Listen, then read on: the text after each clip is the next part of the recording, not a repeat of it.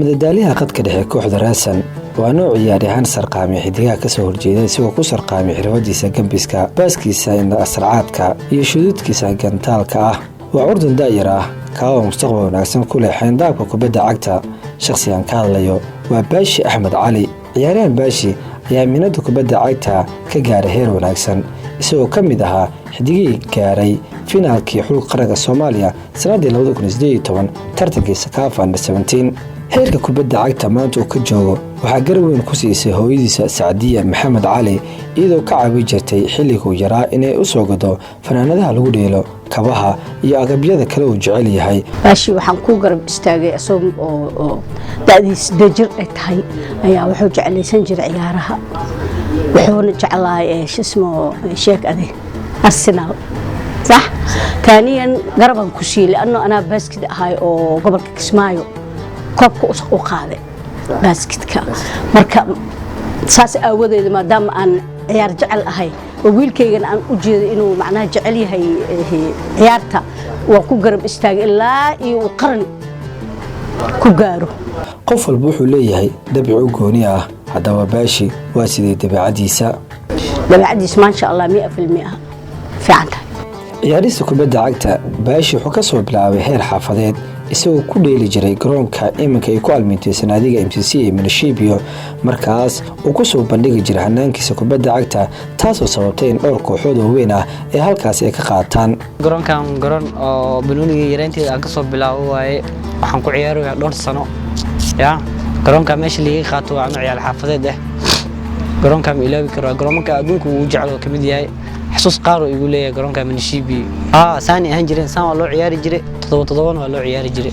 laakiin aniga waagii hore todoba ugu ciyaari jiray asoo 10 waa ku ciyaaray gool badan ka dhaliyo wallahi gool tiro badan ka dhaliyo wallahi soo koobi karo garoonka waxa ay qaadatay naadiga Badroolka oo waagaas ku ciyaari jirtay magaca Safana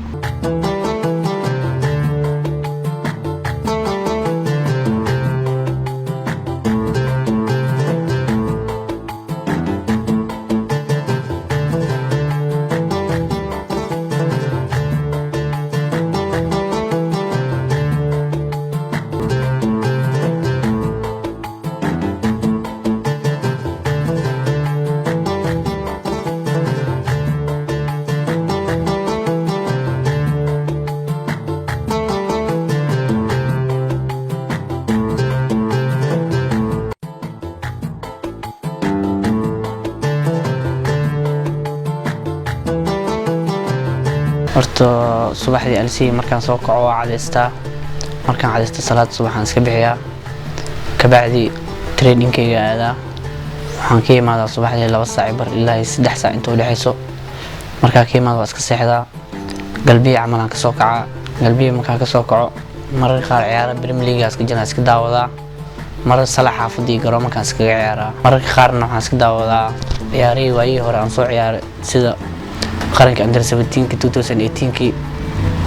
ciyaaraha finaalada iyo semifinaalada ciyaarahaas marar qaar iska daawadaa bas kaga cishtaa kuwaas ma ka dhargabo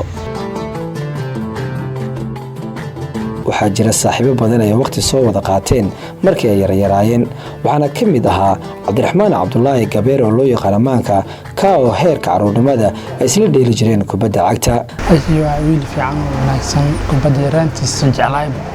markii dadku dugsiga ka imaamo oo aadi jiray banooniga aadi jiray hadii loo barxada banooniga laga soo raadi jiray waan tay kule banooniga kubadana jecel heer qaran matalay hadana la jir kooxda Raadsan yaraantiisa laadna banooniga jecel hadana uu jecel yahay asal ciyaar jiray waa wiil fiican oo dabeecad wanaagsan leh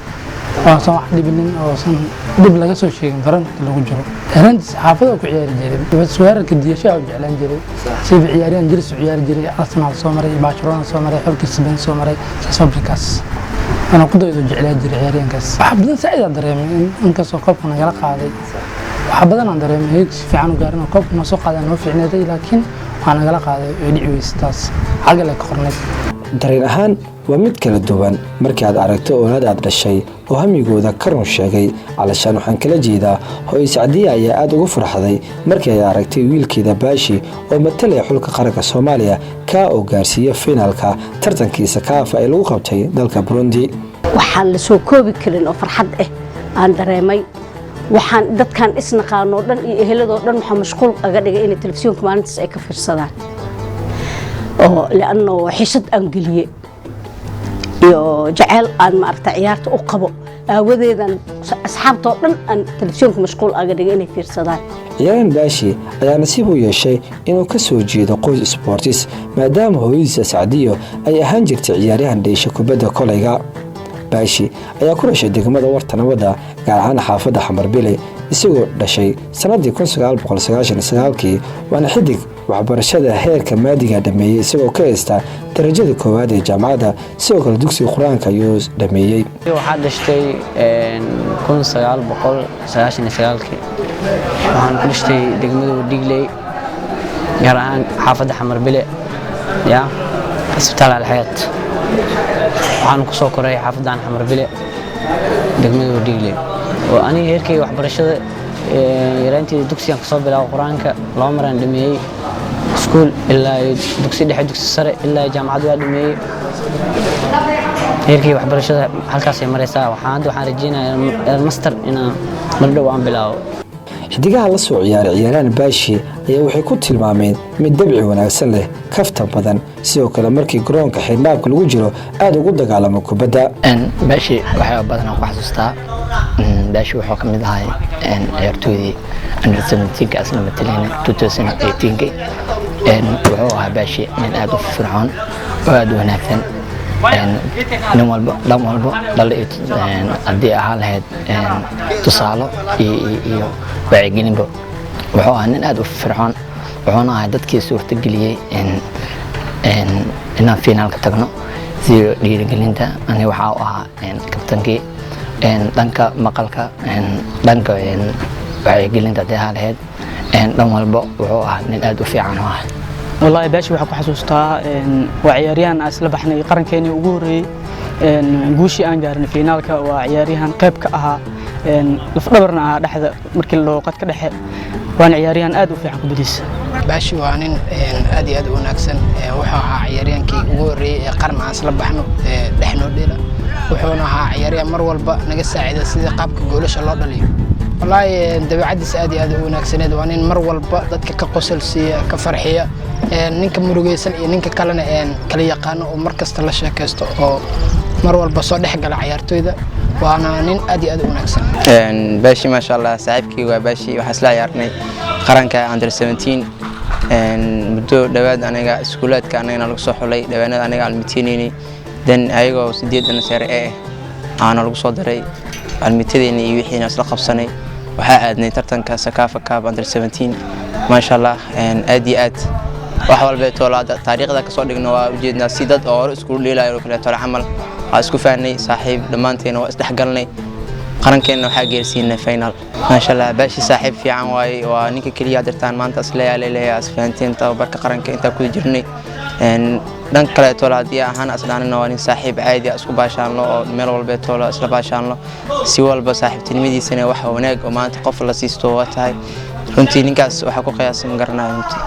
qof walba wuxuu leeyahay xasuus u gooni ah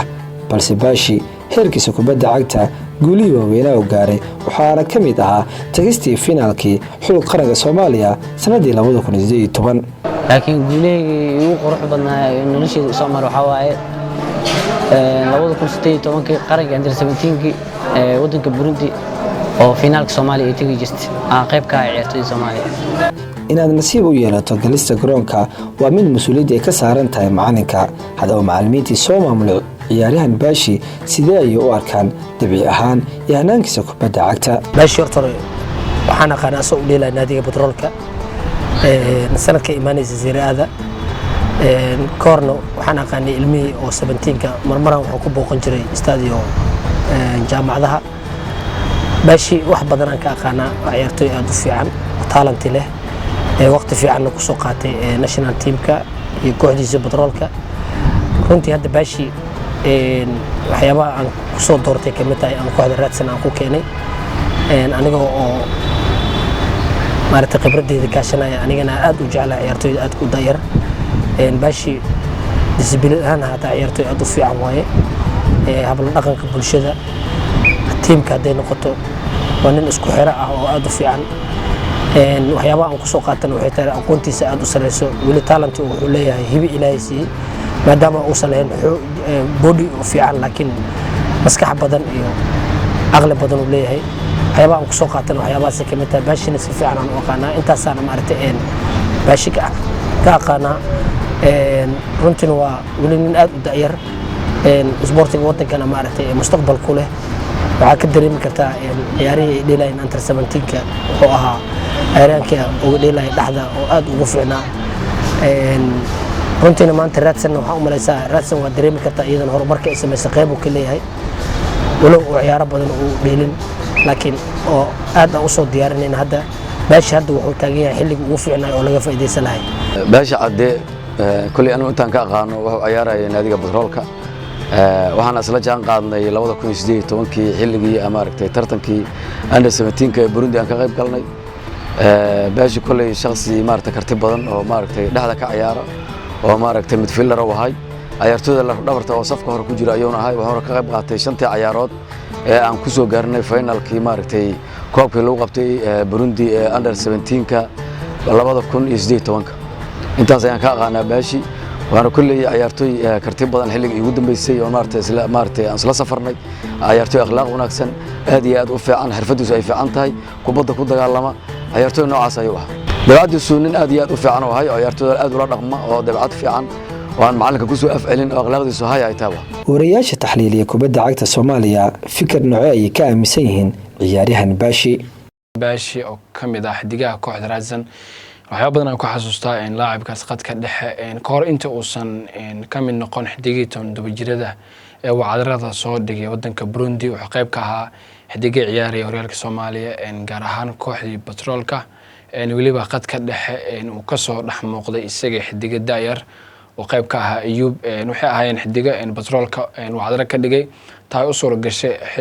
xidiga xulka under 17ka in loo helo xidiga mustaqbal leh sameeyay taariikh aan hore loo sameyn 2017 wuxuu kamid yahay runtii xidigaha mustaqbalka kubadda cagta ee dalkeena ku leh waxa lagu xasuustaa ciyaartooydii da'adooda ay ka hooseysay 17 jirada ee qaranka matalay waa xidig runtii marka ciyaaraha aan tabinayno garoomada aan joogno si weyn aan u xasuusano doorkii uu ku lahaa qarankii 17ka iyo sidoo kale waayihiisa iminka kooxda kubadda cagta Raadsan baashi oo runtii magac uu caan u ka yahay cadde tahay oo nin aad u yaqaan kubadda cagta gaar ahaan qaybta qadada dhexe waa nin marka laga hadlayo xusuusihiisa ay ku weyn yihiin